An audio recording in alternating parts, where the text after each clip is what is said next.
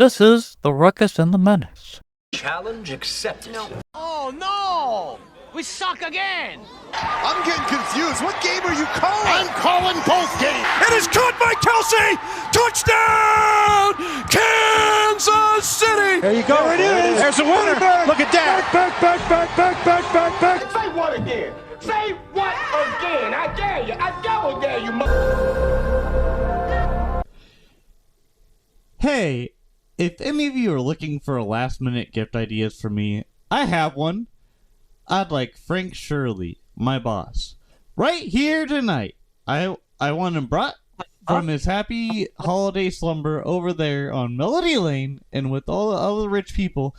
I want him brought right here with a big ribbon on his head, and I want to look him straight in the eye, and I want to tell him what a cheap, lying, no good, rotten, foul, flushing, low-life, snake-licking, dirt-eating, inbred, overstuffed, ignorant, blood-sucking, dog-kissing, brainless, dickless, hopeless, heartless, fat-ass, bug-eyed, stiff-legged, spotty-lipped, worm-headed sack of monkey shit he is. Hallelujah. Holy shit. Where's the Tylenol? Hold for applause.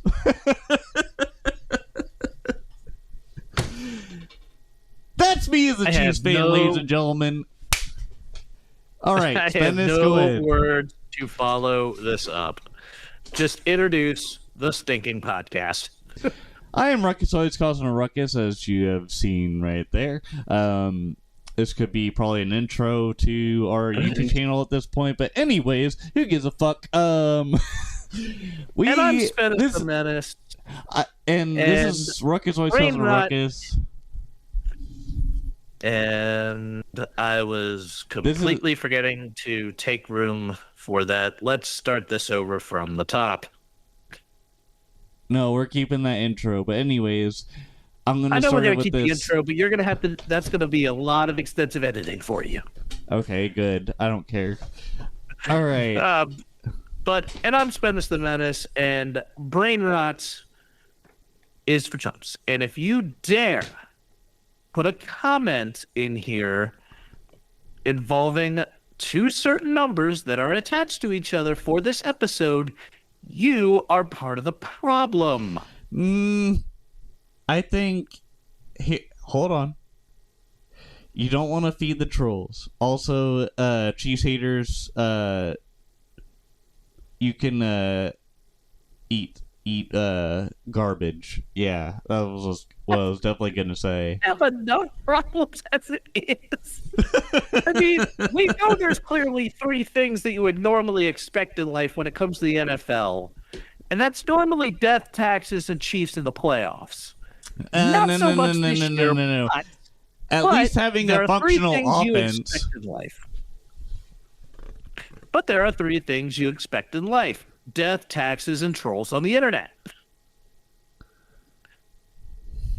But sour grapes. I mean, that's how. But with the first one that I'm talking about here, is that's normally there for the first decade. And as we get into brass tacks with the high heat, the very first game we're going to be talking about is my sense of seeing the writings on the wall, and the Kansas City Chiefs falling to the Chargers 16-13. This was not exactly when I thought they would fall off and miss, but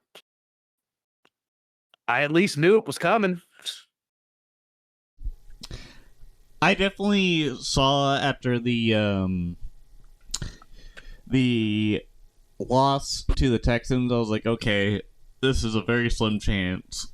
This is probably not going to happen, but it'd be fucking awesome if it did, because it'd be a legendary story where it's like, you thought the Chiefs were going to be X, Y, and Z and have some problems, but let me tell you, once we get near the playoffs, we're going to put a can of whoop ass on you.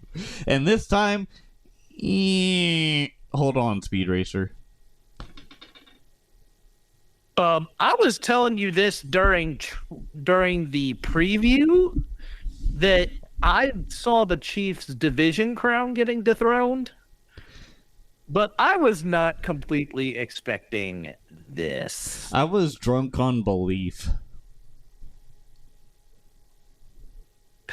I mean, there's not much you could really blame yourself as far as that, especially because you're coming off of a Super Bowl loss, which turned out to be more of a Super Bowl hangover. Which also turned into, because before that even, whenever we lost the Super Bowl last, it was when we were trying to go back-to-back the first time and lost to Brady, and then we lost in the championship game. So, and then after that, obviously, we went scorched earth, but...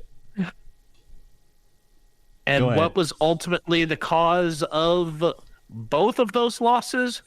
A pass rush getting to Patrick Mahomes. And Patrick shitting his britches. And unfortunately for this, Patrick Mahomes goes down swinging a little bit as he tore his ACL 2 minutes before the game ended. And that turned into frog legs. I'm just getting the jokes out there. Oh, I was like, I knew where you were going with the joke. I was just like, this is not normally somewhere where I thought Ruckus would place something like that talking about his quarterback. I mean, I expect to be back before the regular season, but I don't really know what the hell I'm talking about, but we'll figure it out with life and stuff. That's my best Kermit, a.k.a. My Patrick goodness, Mahomes. that was a very terrible Kermit the Frog impersonation. Where's the leak, ma'am? Oh, but with all of our Chief stuff set aside, other than that, I think NFL fans waiting for new blood to take over the AFC, for now, you can rejoice. Let's go, Because of this. Buffalo! And speaking of Buffalo, that is the very next game I'm going to talk about, as they defeated the Patriots 35-31. And this showdown between Josh Allen and Drake May, I am excited for the future of what that is going to hold twice a year in the AFC East. New England has found a quarterback they potentially can put a franchise on his shoulders a lot sooner than what a lot of people were expecting. And it even shocked me. Honestly, if you're going to talk about Drake May, you also have to talk about his outstanding wife, because she has gone viral as well with Drake May, and she does pretty much everything for him. So you can't just put it all on Drake May, my guy. You gotta put it on his wife, too. On the football field, I'm talking the football field, but I do understand the concept of behind the man is usually a very excellent woman on his other side. So, I mean, I understand that very, very clearly. You do not get that. Don't get that twisted.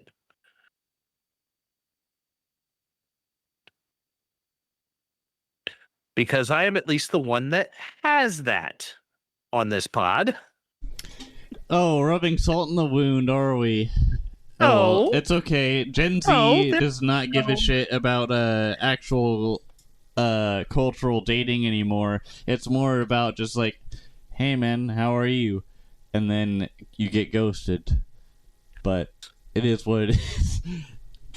I mean, you're kind of right there on the very. I mean, granted, I'd say tail end of the millennial, but Right, but I'm just end- saying Gen Z because even my parents are saying, okay, Gen Z, and I'm just like, brother, okay, boomer, screw you. Whenever we get into that whole debate about it, and I'm just like, yeah, I'm on the borderline, but I feel like a goddamn millennial. yeah. But at the same time, I'm an old soul, okay? I think eventually, give it time. My That is zodiac all I'm going sign. to say. My zodiac sign is I believe it's Leo. So yeah. Hold up. I'm Wait, no, hold up. When in August were you born? August 11th, 1997. Yeah, that actually does check out. Also, if I just doxed myself, that's okay. It's public information. I don't give a shit. You've heard it here first. This brings unwanted attention into the podcast, but also good attention, because bad press doesn't mean it's bad. Anyways, go ahead, Spenace.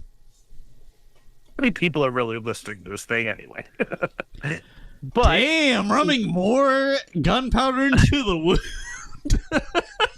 I mean, it is true. We barely get about 10 views an episode. Can we please get those uppers going, and also like the episode if you actually watched it, and also if you enjoyed the episode, please and thank you. No, I was not expecting to be this snarky, but it somehow has. Somehow is working. The roast of Ruckus and the Menace. Oh, but as we move on, we go from talking about one torn ACL to another torn ACL, as the Broncos defeated the Packers 34-26 and took Micah Parsons' ACL with them. Do you think that Micah was probably texting Patrick around the same time they both had to get surgery? I don't even know if Micah Parsons has officially gone through and gotten his yet. They're just like, shit, you had the same symptoms too? Damn.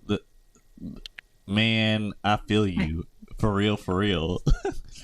Well, I think there is a slight difference between the two, because although they were both non-contact, Mahomes' I think was actually triggered by a D lineman hitting into the back of his one leg, but the non-contact portion was that the leg that got hurt was the one that was not hit by the D end.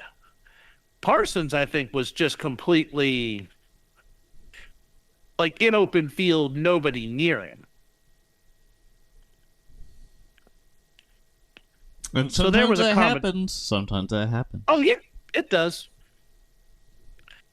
But my take on this is that I think the Broncos might be more legitimate than some may even think. 11 in a row does say a lot. Barely. You saw what the Chiefs did, and they put a bow on top with the Super Bowl loss. Like, I don't have much faith in the Broncos when it comes to... Oh, I didn't say anything as far as Denver, as far as winning a Super Bowl. I know, but I'm just saying they kind of got to that same path, even though the Chiefs did well in the playoffs. But, like, even then, like, before that, we were getting really lucky wins in the regular season out of nowhere. And that's why I'm comparing that to the Broncos. Anyways. Yeah. The Rams defeated the Lions 41-34. They are dealing with a hamstring injury to their number 2 wide receiver, Devontae Adams, who's played just as much as a 1A. And the Rams are becoming, once again, another favorite for the Super Bowl. And now, and the next one we get to talk about here is the Seattle Seahawks defeating the Indianapolis Colts 18-16, and a not so bad performance in a debut, or at least a debut after a few years off, to QB grandpa Phillip Rivers. Had him in position to win. Got him there. The defense failed him to force Seattle to settle for 3, and then just his next major pass got tipped.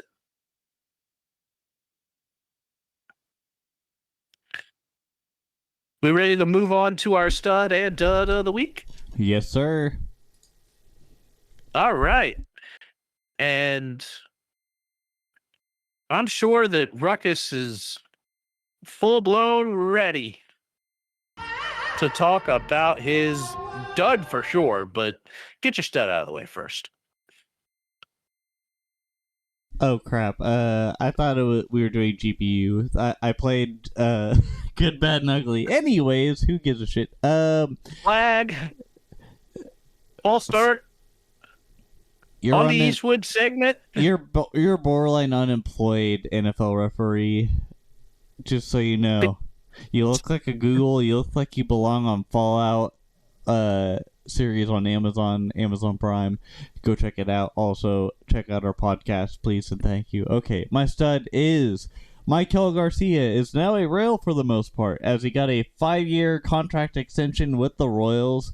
Congratulations to him. He deserves it, even though he got snubbed in the All-Star game, and just in general, overall with the awards. He offensively helped us more, and he's starting to look more like Alcides Escobar around 2015 when the Royals won the World Series against the Mets. And Alcides was really good when it came to just getting hits, and Michael can do the same thing. He's the distant cousin of him, and also a cousin of Ronald Acuna, and I believe God damn it, what's the name of the brother of Ronald? Is it Luis Angel? Angel Acuna. That's what Luis I thought. Angel. I just wasn't sure if I should commit to the bit. But yeah, good on Michael to get his contract extension done, and also he signed his contract today on social media. I saw the pictures on the Royals Facebook page. And then my dud. Do you want to go ahead? I was gonna mention something here. I was like, I am shocked you said snubbed. He was an all-star, and he earned a Gold Glove, and was 14th in MVP voting. He didn't start though on the All-Star game. That's what I'm saying. And then also, Yeah, I mean, there were consider that he was playing third. He would have been third base. Yeah, most likely, but I just think he had better results than Bobby, because like Bobby didn't get into the All-Star game, of course, because his production was not as good as last year, but there probably were some setbacks that he Junior Caminero was the one who started over him, so, and Caminero wasn't bad either. Just to say, hear me out, like, Michael Garcia was in competition with Caminero. I mean, yeah, but he could, I don't know. But get to it. You're dead. Alright, so my dud this week is Madden 26, and the fact that over half the season is over, and now, for some reason, the graphics card that I use, that is NVIDIA, like, I'm not gonna fault my graphics card, I think it's just the software in general, but anyways, EA shipped a game, Madden NFL 26, that was half-baked, and also just didn't really... It feels like a game that would appease you for probably, like, 24 hours, and then you would get bored with it. Like,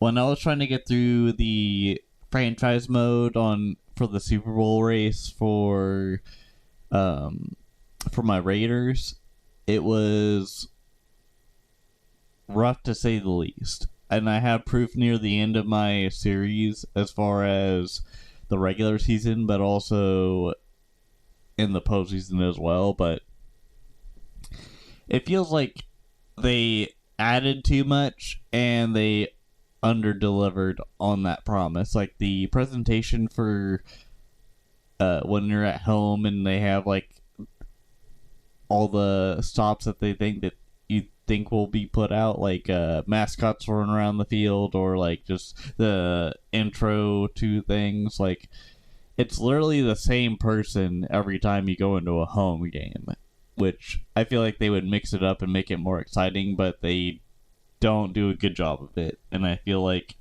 maybe they find iterations of the previous college games that have better just adaptations and developments in general instead of just phoning it in, because that's where I get real unimmersed. But also, they had a visual feedback glitch that pretty much made the game unresponsive when it came to playing it, and it felt very stuttery until you turned it off.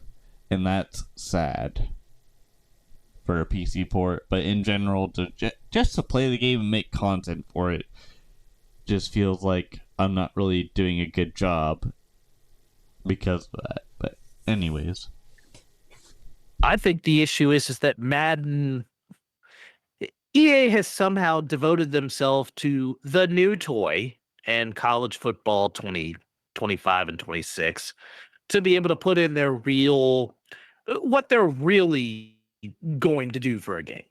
They have absolutely no care at all for Madden. And this is why they should have never gotten that license renewed. I mean, I got through mine. I played on console this time around. But it was, as soon as I got through it, I'm like, this thing's going, because I am not impressed. Like, it is not impressive enough for me to hang around too long time.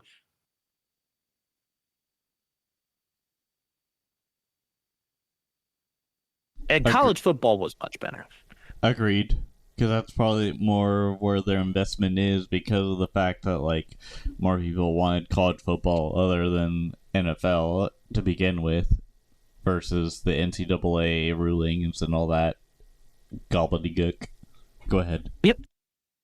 All right, and we will now get to my stud and dud this week, as my stud goes to Sandfall Interactive, the developers of Game of the Year winner Claire Obscure Expedition 33. French bidets! They brought the whole team on a full send, committing to a bit that they said as a joke.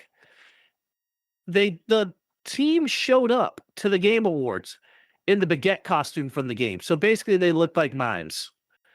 They looked amazing, just for the record. It was like it.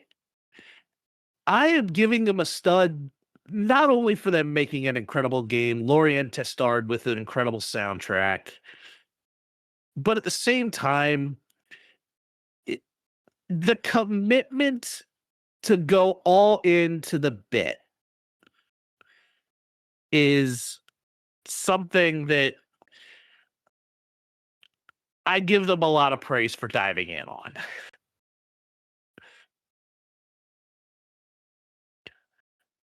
And my dud goes to Vikings quarterback J.J. McCarthy for trying to, and not just trying, but actually doing the gritty going into the end zone during their game with the Cowboys against the wishes of head coach Kevin O'Connell.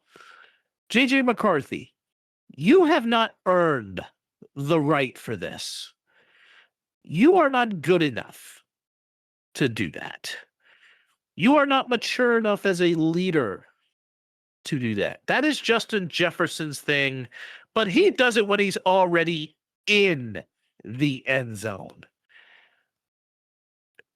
And that is already solidified. It just makes you look, and you did it just basically just to be honorary to your own coach. I do not see J.J. McCarthy being a starter for much longer, at least after the season ends, because I think Minnesota will look to draft a quarterback. It will not be Arch Manning, though, as he will go back to college for another year. But Minnesota they're going to be looking.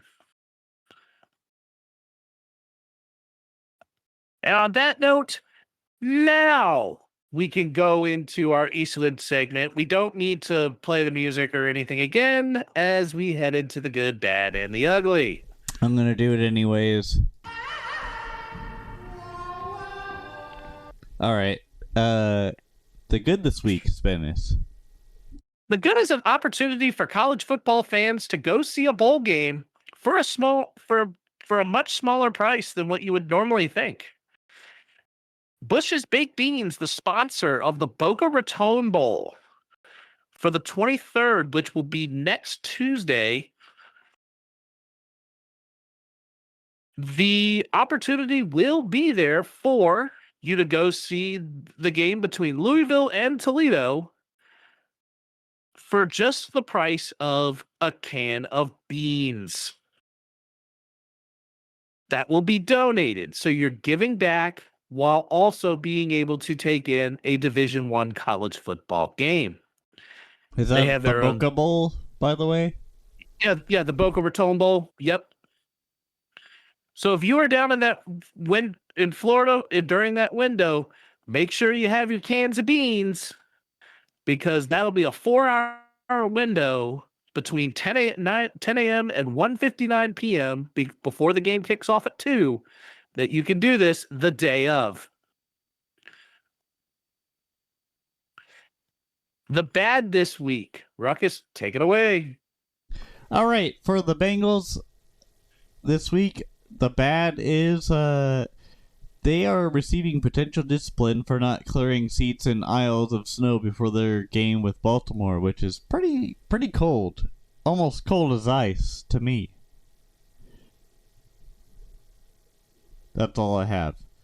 The pretty much there's a rule in the NFL where it's like you gotta hire somebody or do something about the snow before the game, and for Buffalo it's people volunteering and having fun with it, whereas in Cincinnati it doesn't matter. It's kind of like Vegas over there now.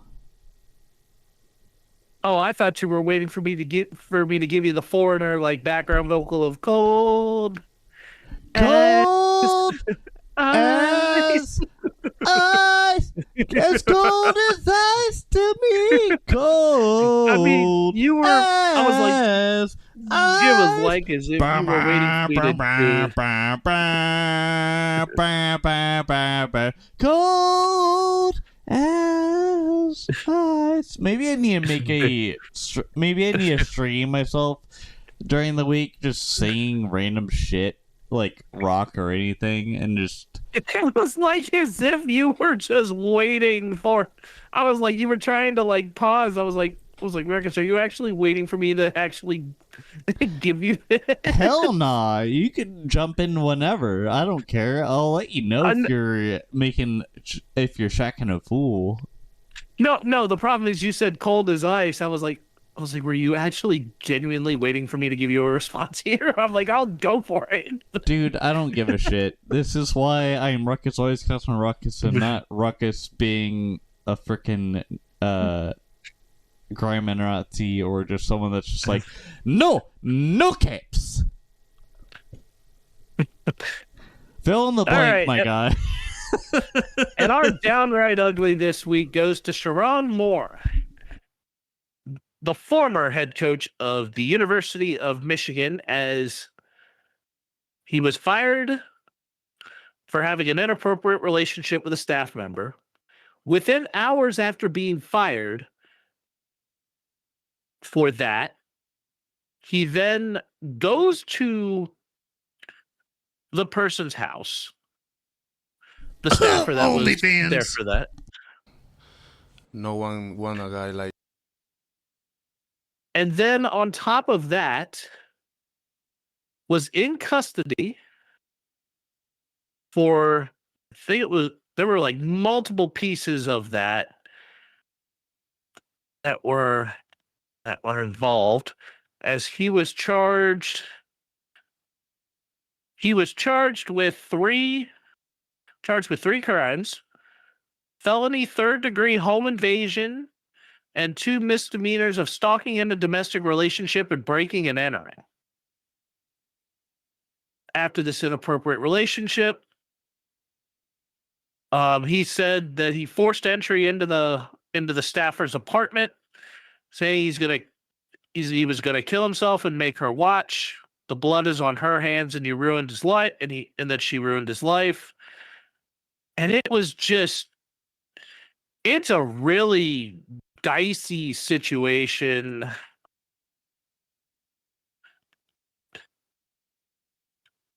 As it was just,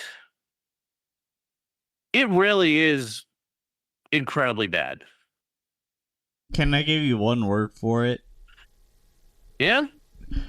Narcissism. Narcissism. I'm done. That is definitely a much truer type of thing than what could have ever had been realized when you really put that into a sense of perspective. Yes, sir. Been there, And done on that that. note, let's move on to a lighter note here as we get into what we've been watching and playing throughout this past week. Oh boy, I don't know if we can get any darker than that, because I'll tell you what, I watched all the way through the Day documentary, and my God, he was a true narcissist. Other than that, I'm not going to go any further on that because Perfect segue. Can you please? That's I'm trying not to. racist I'm trying. at all. It's not. This has nothing to do with race. It's to do with people's mental mindset and the fact that they want to get through anything, and it doesn't matter what the cost is. They're just gonna say fuck it and be like, "Oh yeah, I totally didn't sexually assault someone or do this or that." Kiss my ass. Diddy is not a good man. Because I was saying that because the last two people we were talking about were both also narcissists. No, they were also of a certain, like they were black. Who cares? It doesn't matter. I was like, I mean, I'm just throwing it out there. I was like, wait a minute. I'm like, whoa, we're not trying to get canceled here, dude. You're only getting canceled if you decide to make it anti-Semitic or racist. We're just stating facts here. Diddy was a piece of shit. It doesn't matter if you're any color at all. It doesn't matter. If you see the documentary and like, damn, that guy really was an asshole. He didn't pay his employees the way they should have. And then just like kept it from him because he owed so many fees from being sued for so many crimes that he possibly committed. So it's nothing race related at all. He's just a piece of shit. I was completely saying that to kind of jar you a little bit. Again, again, it doesn't matter. Like, yeah, as far as what we're covering up, what we're thinking we're covering up, but like, anyways, what palate cleanser here is I've also been watching a lot of cartoons, mainly Haha You Clowns, because I saw some clips on Facebook a while ago and I thought it was funny, and I was just wondering if it was in my YouTube TV thing, and it was, so I've been watching that, and it's pretty hilarious. It's like a bunch of guys that look like Arnold Schwarzenegger that like say funny things, and it's, I don't know, it's one of those feel good cartoons. And then China, Illinois is a good one too. It's also Adult Swim. I think it's hilarious. Check it out. Other than that, I watched a little bit of the Fallout episode 1, but I haven't gotten fully into it like I did with Stranger Things, which is halfway. But anyways, Spenace, go ahead. All right. The biggest thing I watched on my own was the Portrait of Stuart Scott 30 for 30 Booyah. And I had conversations last week with a friend of mine, college basketball out there in Hawaii.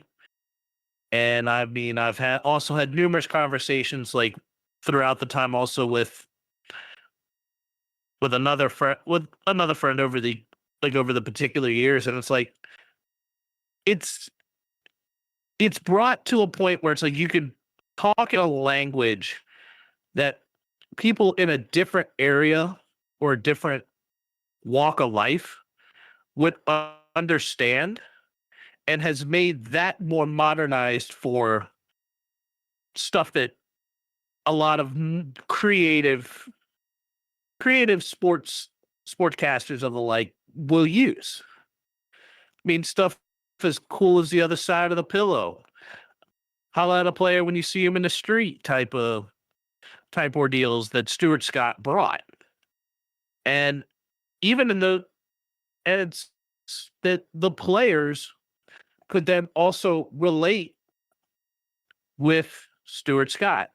Don't And forget whenever I about the was doing biscuits. print. Oh, whenever I was also doing print, it was also that same type of thing where like these conversations I've had with athletes that I've had my background with them, and it's like, and I encourage any of the athletes who would remember of my work around and see me around back over here, like don't hesitate to stop by.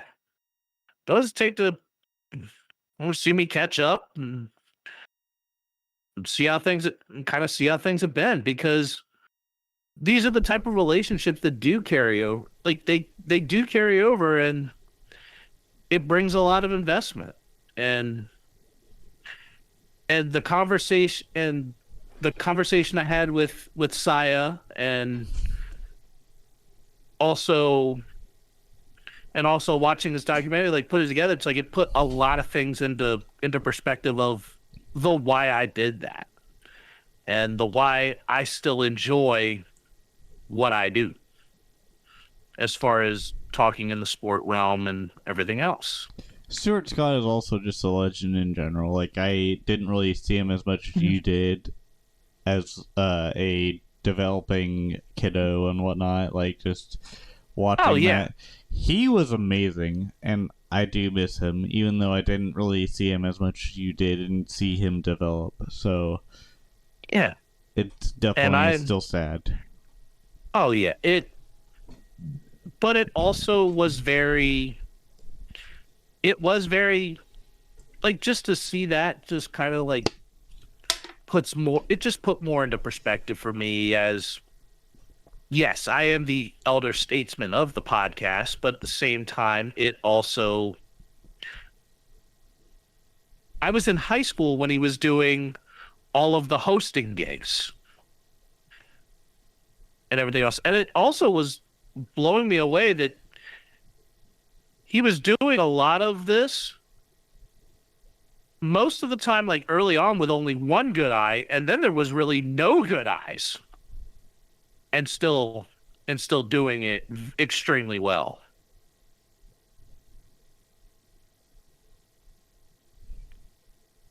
But then my playing, as far as playing a game for a story in a first-time playthrough, I've been doing Metroid Prime 4. But then games I've been level farming in 2 RPGs. Pokemon Legends ZA in working toward the Mega Dimension expansion that I have gotten but have done no investment to because I dropped right back into Clair Obscura Expedition 33 and trying to farm for other things along the way there. And my goodness, I have now reinvigorated why when I played this game during my playthrough of the story as to how hard this game is to really put down. So much, like, I can tell I've put a lot of hours. I've put about 10 hours in the last few days in just Clair Obscura alone.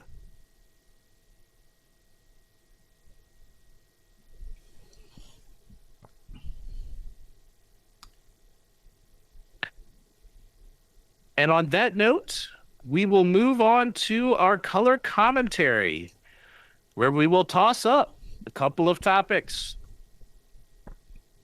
The first one here is toss up better bullpen move. The Braves adding Robert Suarez or the Jays adding Tyler Rogers? I think both are good additions, but I don't know. Robert Suarez is a little bit younger, and Tyler Rogers is like kind of on his after prime years, it seems. So I don't know. I think it's Robert Suarez with the Braves. I mean, Robert Suarez, he is in his age 34 season. Or actually, I think he will be at his age 35 season.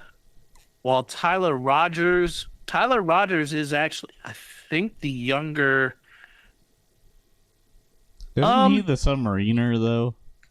Yeah, he'll be about his age 36 season. But my goodness. Actually, I think he'll also be in his age 35 season, so I think they're both the same age. But what makes the Tyler Rogers signing more intriguing for me, think of that young starter that Toronto had with Yesevich and how vertical his delivery is. Sorry, I thought we were talking about the starting pitcher for a second. He goes about 6 innings. You go right into the seventh or eighth, depending on how well it goes, and you're bringing Tyler Rogers in, who has that submariner, where the contrast in arm angle is almost 180 degrees. Okay. That is insane. I mean, it's insane not to realize what a submariner can do. And arm angle... What was Peter Moylan's arm angle? Toronto is doing a good job of playing the...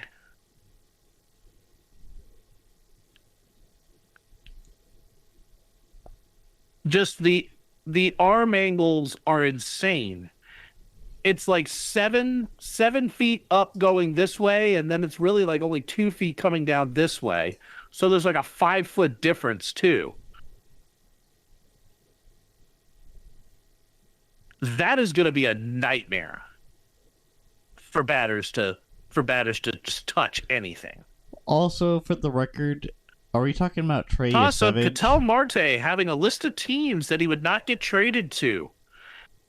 Those teams being the Cardinals, the Giants, the Athletics, the Yankees.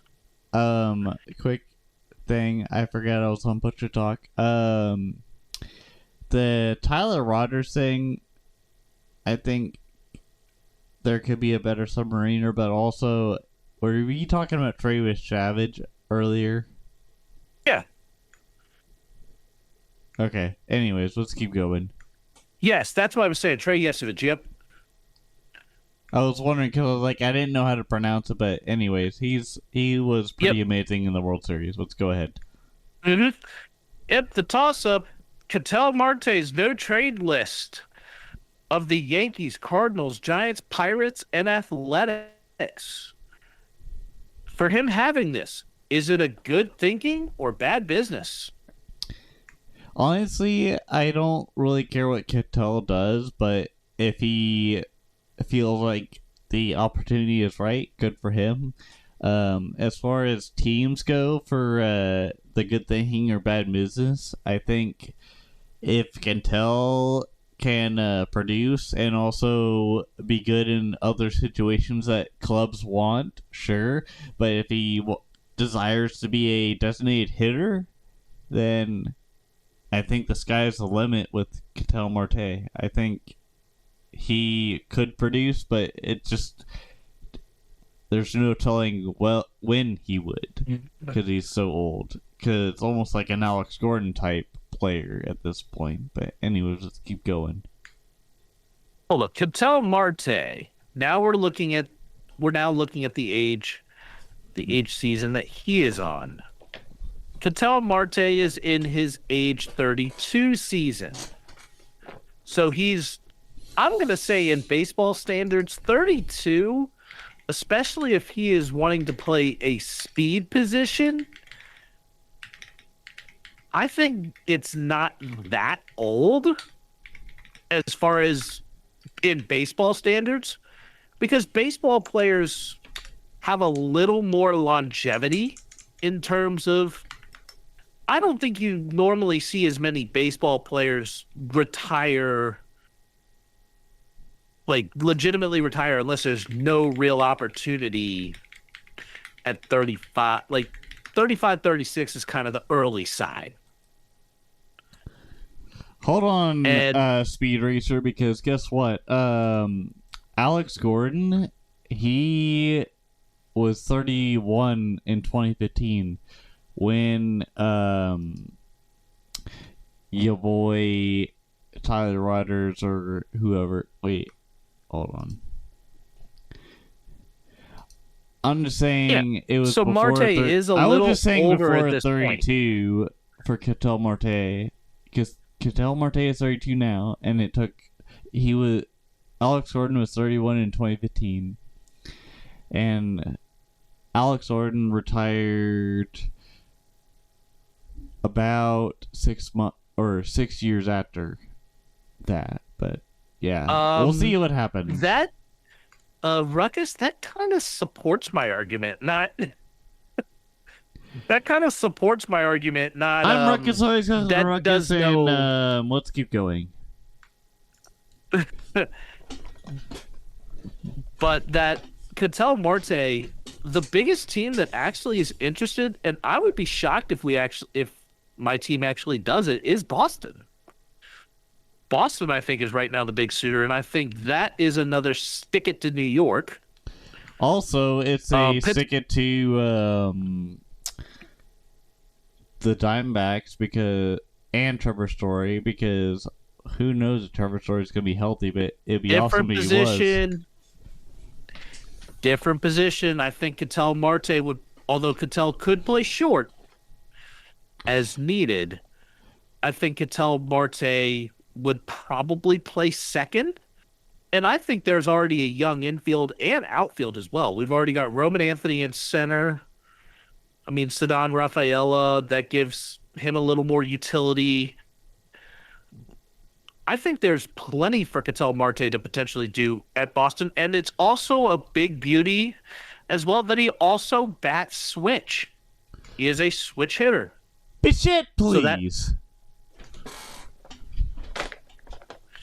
Are you really just giving me the whole Bo Bichette thing? I'm Bichette, saying that please. it causes. I'm fucking with you. It's fine. Yeah. But I think it's good. I think it's good thinking in a sense that it's nice to know the transparency of a few situations that he would not waver for. And I think there's good reason for just about nearly every single one of them. Nearly. Toss-up, more impactful wide receiver to the success of his team. Puka Nacua or JSN? Puka Nacua. Okay. Now it's time for me to bring the stats. It's more the fact that Puka was the replacement for Cooper Kupp, and also it just keeps kicking ass and taking names, and also making Odell Beckham Jr. look bad with the one-handed catches. Thank you. No, thank you.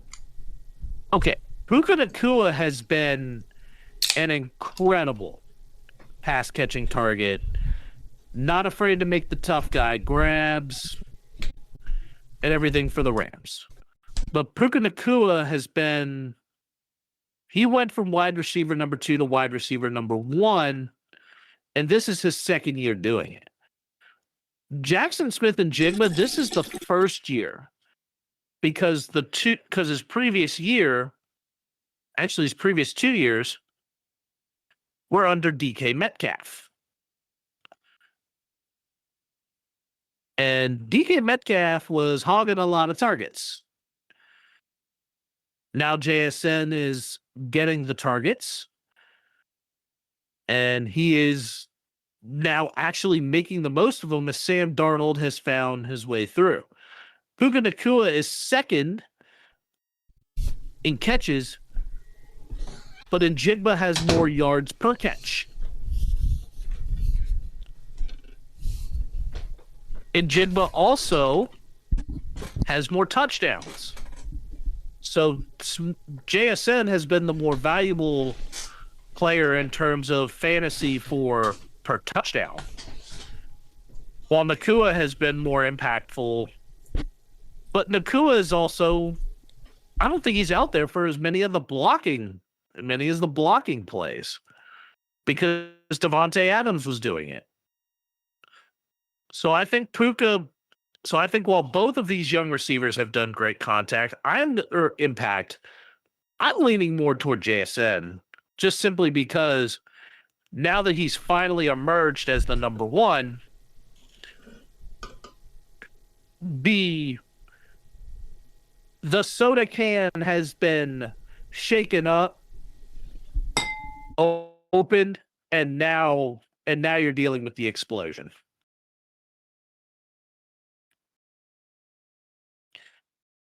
And on that note, we now move on to the film room, where we get to predict some college and pro football games.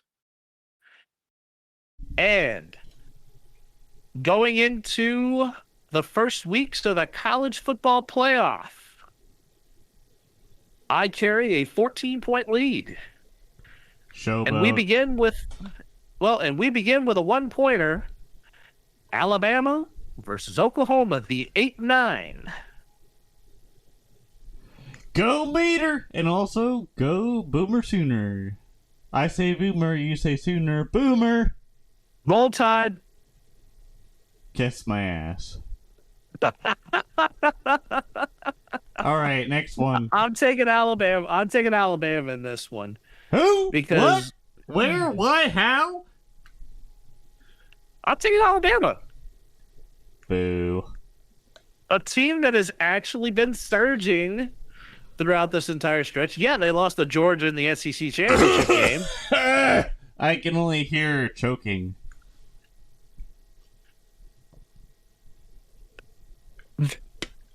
I can afford it. Oregon versus James Madison. The 5-12 matchup. Quack, quack, quack, quack, quack, quack. I love that James Madison's in, but I gotta also quack. Quack, quack, quack, quack, quack, quack. And now we have the next matchup being the 7-10. The U, Miami versus Texas A&M. I'm going with Michael Irvin's team, Miami. Let's go. I got 2 words for that, Ruckus. Gig 'em. I'm taking Texas A&M. Okay. And Ole Miss versus Tulane. The 6-11. I'm gonna laugh if Tulane beats Ole Miss, and that's why I picked Tulane, because Lane Kiffin is gone, and most of his coaching staff is gone. So we'll see. I don't think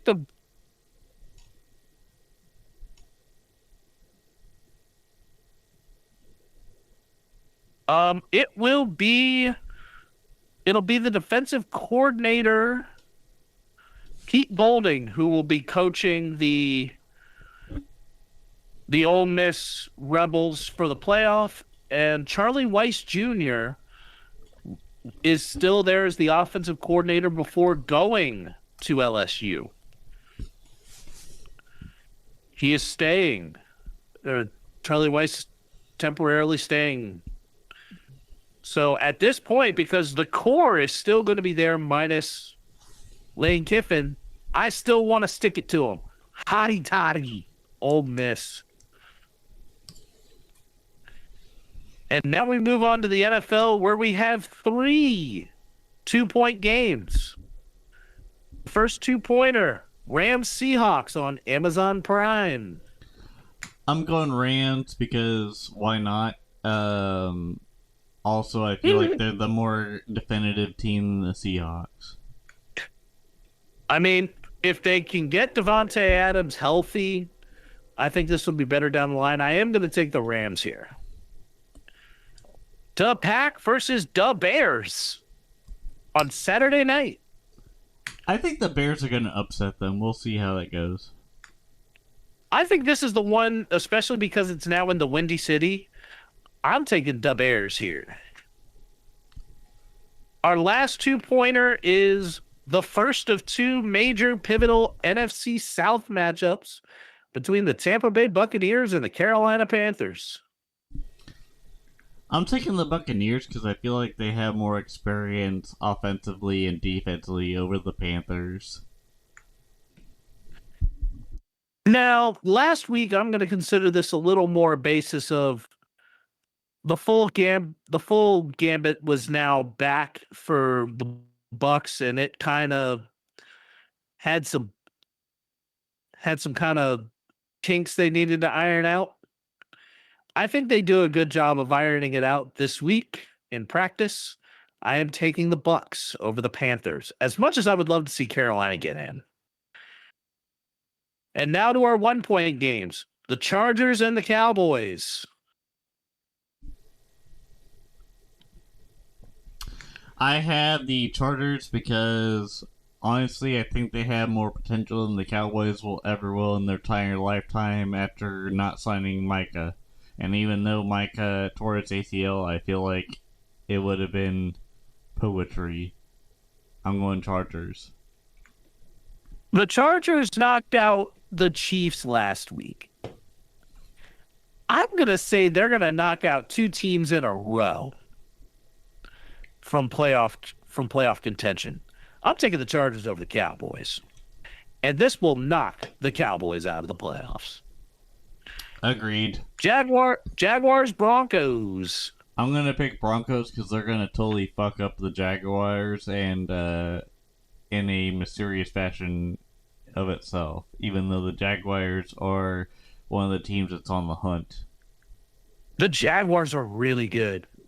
They are surprisingly really good. But the Broncos, they are the hottest team in the NFL.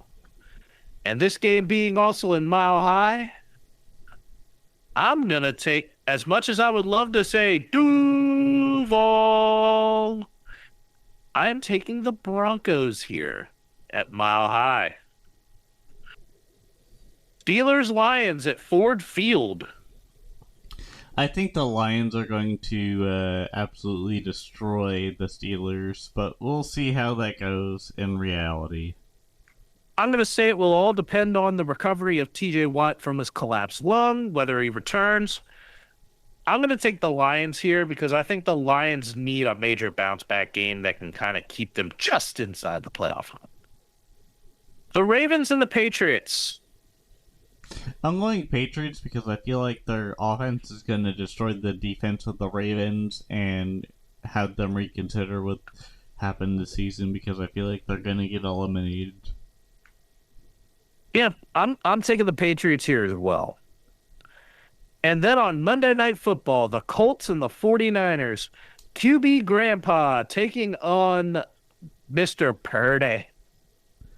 I think Brock Purdy could probably have a chance with Phillip Rivers' wife, but here I am as a American saying that the 49ers are going to beat up on the Colts. Because if they don't do it, then that means that they aren't playoff ready at all against the Colts. Which the Colts do have potential with the quarterback of Phillip Rivers. And even though they lost last week, they have more of an identity than they had the first time. Okay, so the Colts are typically one of these teams, they'll go till the wheels fall off. I'm sorry, if we're having to go to QB Grandpa, the wheels at this point, unfortunately, may be a little further off than we think they are. Dude, your whole suspension is fucked when it came to Jeff Saturday coaching for a little bit after head coaching as a high school football coach. I think that was the writing on the wall before Daniel Jones decided to enter the chat. I mean, Daniel Jones actually did all right. Like, he did all right, minus the Until fact that it's his- gone. Well, that was again, they went till the wheels fall off, and unfortunately, it did not support a great sense that Daniel Jones was playing with a fracture in his leg, which then ripped to his Achilles. And it's gone. What? It's gone. You spent it. And now we round third and are headed for home. The first one here, Expedition 33 wins record-setting 9 Game Awards in Game of the Year. Did you get to watch any of the Game Awards this year? I watched the whole damn thing, and what I learned is Expedition 33 is a game that I should probably explore in the future, which I will. I love my life right now, and I will treat myself once my Christmas bonus comes, and I am just so happy to be alive right now. Expedition 33 wins record-setting 9 Game Awards and the Game of the Year.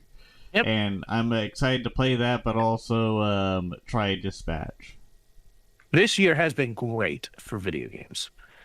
And as dominant and as defining to the landscape of video games as a whole that Claire Expedition 33 has been, don't get it twisted. There were a lot of rare gems that it had to beat out to win a lot of these awards.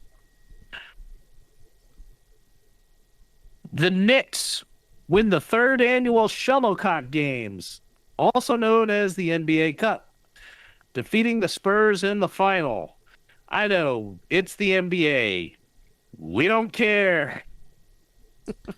Bring some goddamn defense. That's all I had to ask. Please. I mean, and now to to some of the major winter meeting moves that have happened recently. Al Schwarber and Adolis Garcia Schwarber returns and Adolis Garcia leaves Texas to go to the Phillies. The Polar Bear and Taylor Ward to Baltimore. Edwin Diaz to the Dodgers, Jorge Polanco to the Mets, and the White Sox win the draft lottery. Any of these moves making an impact for you? I think Adolis Garcia adds what Andrew McCutcheon couldn't do. Other than that, I thought it was surprising that Pete Alonso went to the Orioles out of all teams, but at the same time, I think it really makes sense because he could definitely bring offensive talent with him, and hopefully it doesn't turn out into a Chris Davis remake, but I think it'll be fine. I think Polar Bear has what it takes, and he is willing to help the Orioles in any shape or form. Taylor Ward, I'm not sure, but Edwin Diaz, I think that was a better career path because he's on the end of his career, like the decline, and I think the Dodgers will definitely get as much as they can out of him. And then Jorge Polanco to the Mets was a bit of a surprise because I thought he would stay with the Mariners because they almost had the chance to get to the World Series before Toronto beat them, but that's crazy that he went to the Mets because most of the people that joined the Mets earlier, like a couple years before, have left now. Like Luke Weaver went to the Mets just now, but like there were other Mets like I mean, Pete Alonso's gone, Brendan Nimmo's gone. They also picked up Marcus Semien, so it's almost like the Jorge Polanco move here just makes me go like, huh? Why? You have Lindor. You have Lindor at shortstop. Like, I mean, there's plenty of options, but at the same time, like, are you gonna DH? Are you gonna DH one of these three? Are you gonna Maybe Are you going for a maybe it's a risk. DH? Maybe it's a risk they're wanting to take.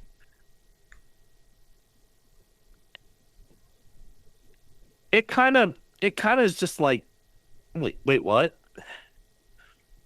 I mean, that's how I felt about the Chiefs, to be honest, with the whole season that's gone through. But anyways, I think with Edwin Diaz going to the Dodgers, it at least secures them to actually get a World Series victory. You sold out. You sold out. You sold out. You sold out. But hey, at least the White Sox won a draft lottery, so they don't have to sign some random guy out of the Dominican Republic or somewhere else that they think is a star and ends up shitting the bed like Yoan Moncada and Luis Robert. I mean, were they bad players? No. Were they just players that have had very short shelf lives? Yeah. I think the preservatives that they put into them were not as good as Twinkies.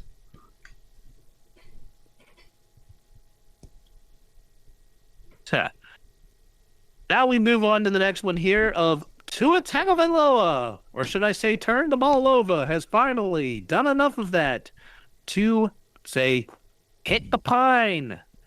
Is this leading to bigger changes in Miami down the line, and also potentially Mike McDaniel being fired? I think, if anything, Tua deserved to turn the ball over to the next backup. Quinn Ewers, yeah. Maybe Quinn Ewers, it could be someone else, but who the fuck cares? It's confirmed, McDaniels. It's confirmed to be Ewers. Yeah, I've already seen that Ewers is actually going to be the starting quarterback, and Zach Wilson is still there in Miami, but I think Quinn Ewers leads the charge, but who knows? But at the same time, Tyreek Hill said peace, and I'm hoping he goes back to the Chiefs because that'd be fucking awesome. That's all I have to say. Honestly, I think at this point, Tyreek Hill's probably best bet. I mean, he probably has the speed to do it, but he's too much of a head case. I think retirement might be where I think he ultimately ends up. I mean, a decade ago, we thought that Kareem Hunt was a head case, and here we are. Oh, Kareem Hunt is a solid, Kareem Hunt, minus this year where he's been super pedestrian, he's become a tougher running back. So being a head case is okay then, in a sense, as long as you're mature about it. Oh yeah, and Tyreek Hill most certainly is not. I mean, you could tell that Tyreek Hill is a diva wide receiver. It's like the Wayne Gretzky when it comes to how many goals you score versus how many baby mamas you can get without it's almost like a speed run for Tyreek Hill when it comes to the baby mamas he has, so he doesn't have to pay child support. But every single one of them is going to end up having to deal with at least 18 years of it. No matter what. I'm sorry, Tariq. I love you in Kansas City, but also, what the hell, man? Oof. The next one, Puka calls out refs on a stream with Aiden Ross and Neon saying they make calls to be on TV. Does Puka have a point? I think the NFL is rigged, and the Chiefs should have gotten to the playoffs if it wasn't for the injuries and the self-sabotage, but at the same time, the Chiefs did it to themselves. And also at the same time, I think the refs have had some crap that didn't get called for either teams, just in general. Also, there were some holding calls and this or that in other games too. But anyways, that's all I have to say about that. It's absurd. It's absurd. But I can tell that I think Puka does have a small point at times, especially if is an impactful call late that the refs just want to be on TV for that moment, and just to bring a moment. That is all. And our last piece, as we prepare to sign off, no episode next week due to the Christmas holiday.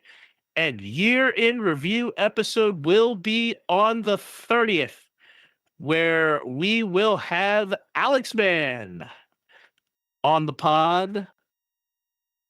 Back for another episode. It's gonna be a fun time because we get to catch up with our own graphic designer again.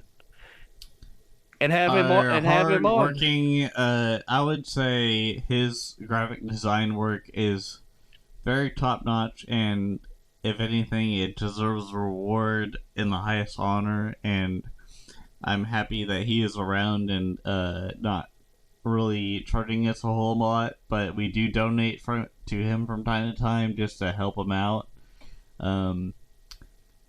He has been our rock as far as the thumbnail guy, the guy that just kicks ass and takes names, and obviously we all evolve and try to find better graphic ideas and whatnot, but I think Alex Mann has been the man that gave us the idea of this podcast and also made us the reason why this podcast even exists. And I'm grateful to have my co-host on my side, even through the bullshit or whatever crap I'm going through.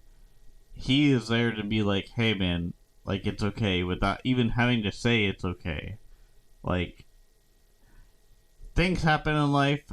I have dealt through sometimes in my first year of being a homeowner and just learning what to do and not to do, and honestly, I've learned a lot from life because of that, and I thank my parents, I thank my neighbor, I thank just really anyone that understands what it means to be a first-time homeowner, and I don't take it for granted, and I love everyone in the process of me just trying to rant or vent about just something that bothered me in that time, but now I just get what it means to be a homeowner and also just be on top of bills and whatnot. Like, it was definitely a bit rough in the beginning just trying to figure that out, but now that I know that, like,